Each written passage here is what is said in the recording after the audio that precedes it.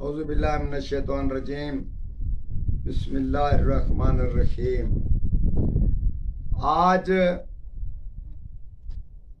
جو ہم ایک عمل آپ کو بتا رہے ہیں، اس کی آج کل کے دور میں بہت ساری ضرورت ہے، اور خدا را جو آدمی سن رہا ہے وہ کسی ضرورت مند کو ضرور بتائے، کیونکہ اگر اس کے پاس یہ موبائل وغیرہ یا کوئی ایسی چیز فیسلٹی جو ہے اس کی موجود نہیں، تو اسی صورت میں عام لوگوں کو یا ایسی ضرورت والے لوگوں کو بھی ضرور بتانا ہے۔ جس کی بچیوں کی شادی نہ ہو رہی ہو، اس کے رشتے نہ آ رہے ہوں، ان کی عمر بڑھ گئی یا بیوہ عورتیں بیٹھ گئی ہوں، اس کا ارادہ ہو کہ میں نکاح کروں، اور بچوں کے بارے میں کوئی ایسا خاص رشتہ نہیں آ رہا اور ہو رہا ہے تو ٹوٹ جاتا ہے، اسی مسائل کے بارے میں ہم آپ کو ایک عمل بتاتے ہیں۔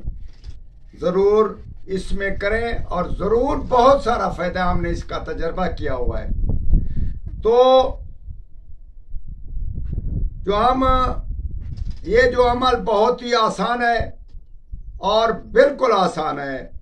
جمعے کی نماز کے بعد آپ اس کو لکھ لیں، لکھ کر اس بچی یا بچے یا عورت کو سیدھے بازو پر باندھ دیں، اور اس کے بعد ہر روز وہ چیز لکھ کر جو ہم بتا رہے ہیں اس کو لکھ کر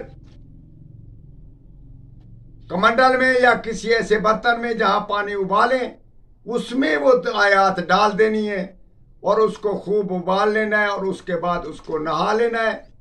عورت کو، بچی کو، بچے کو جس کے رشتے نہ ہو رہے ہوں، نوست پڑ گئی ہو، تو ایک ٹپ میں بٹھا کر اس کو نہلا دیں، اور وہ جو پانی ٹپ میں گر رہا ہے تو اس پانی کو اٹھا کر کہیں چلتے پانی میں ڈال دیں۔ اسی صورت میں 7 دن مکمل کریں، اور رات کو 41 بار یہ پڑھ کر وہ بچی یا بچہ، عورت سو جائے۔ انشاءاللہ تعالی 11 10 12 دن کے بعد اس کے رشتے آنے شروع ہو جائیں گے، اور اس کا معقول رشتہ اچھا ہو جائے گا۔